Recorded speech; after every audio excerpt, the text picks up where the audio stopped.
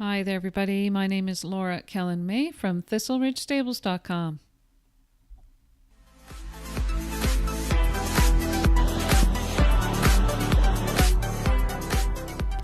Okay, today we're going to be talking about how you know when your stirrups have been adjusted properly. The length of your stirrup is dependent on what you're going to be doing.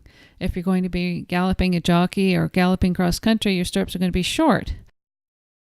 And on the other hand, if you're going to be riding dressage, your stirrups are generally longer, quite a bit longer than the jockeys, that is. And this is so that the riders can get a deeper seat and have their legs around the horse's side. And for our purposes, we're going to be in the middle of that. The rule of thumb for adjusting your stirrups is the top of your stirrup tread should be at the bottom of your ankle bone. By having your top of your stirrup tread near the bottom of your ankle bone allows your leg to become long and around the horse and still have a good play and a supple ankle so that you can keep the weight right down into your ankles and heels to keep yourself securely on the horse's back. It's important to have the correct stirrup length to keep your leg in the proper riding position. A stirrup that is too long often makes the rider's legs swing and go forward and loose. A stirrup that's too short often pushes the rider's foot out in front of them and they end up sitting in a chair seat. A good rule of thumb, top of the stirrup tread hits the bottom of the ankle bone.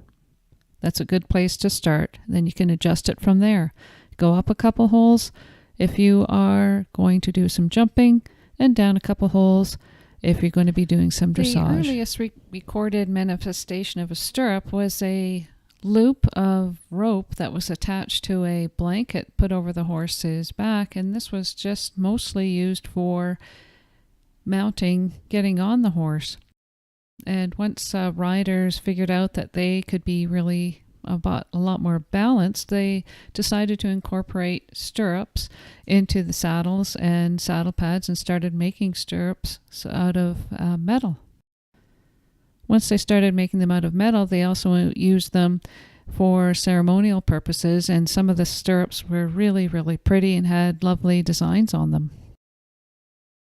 It's that simple, really, and that's a good rule of thumb for general riding, general purpose riding.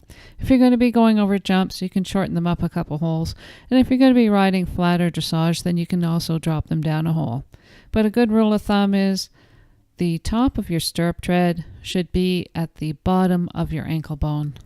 My name is Laura Kelland-May from ThistleRidgeStables.com and Equestrian Skill Builders on Facebook. Thanks now, bye-bye.